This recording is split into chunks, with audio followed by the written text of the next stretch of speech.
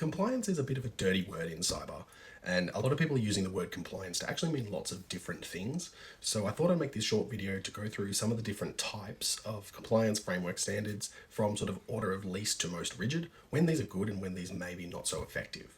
So starting with the types would be maturity models would probably be the least rigid of these. So these are really just easy to understand. They're good at measuring progress, but the cons are sort of they're very narrow in scope. They don't cover full governance. And there is examples like the Essential 8 in Australia, also the CIS controls. So these are examples that are just staged levels of progress. It's just to measure those things. The second type would be frameworks, which is more of a broad structure, guidance. The pros with these are they're pretty flexible, adaptable, widely mapped to lots of different things, but the cons are these can be pretty high level still, and you still need like detailed controls underneath these. An example of that would be like NIST, so the National Institute of Standards Technology, Cybersecurity Framework. That's a really, really good one, commonly used.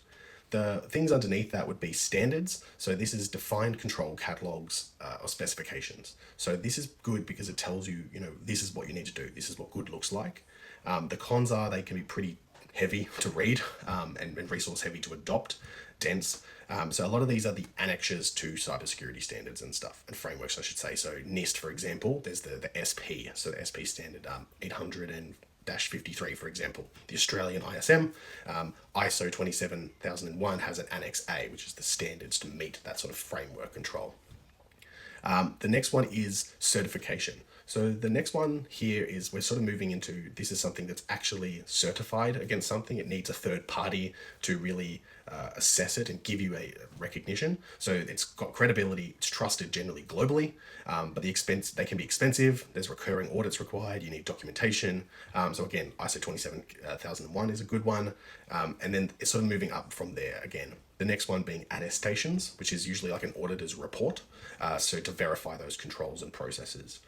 Pros are, again, you're probably more like customer assurance rather than yourself. They can be a market enabler to say, hey, I've got SOC 2, which is a good example of that, as well as IRAP in Australia. So these are we are at this level. Hey, everybody, we're doing amazing. The cons are, it's more evidence of doing what you say, but not necessarily security maturity.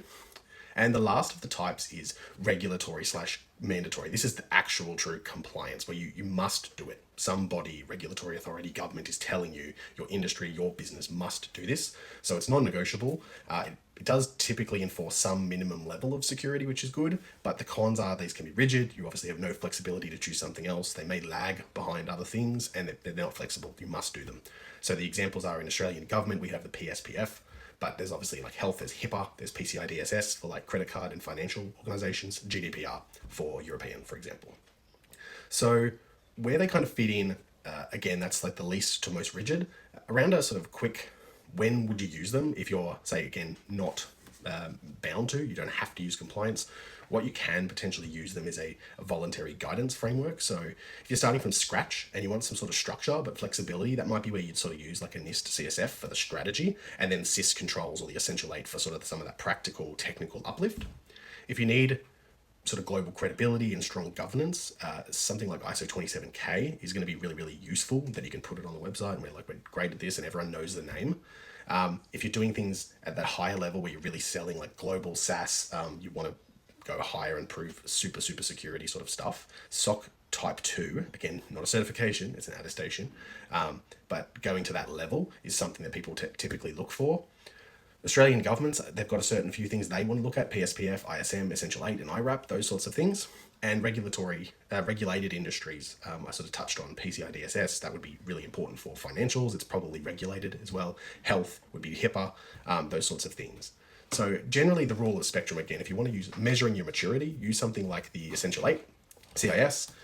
If you're planning strategy, do things like the CSF from NIST. If you want to prove security, use something like ISO 27K, SOC 2 attestation.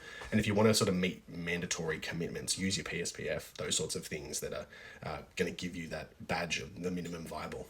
I hope that helps.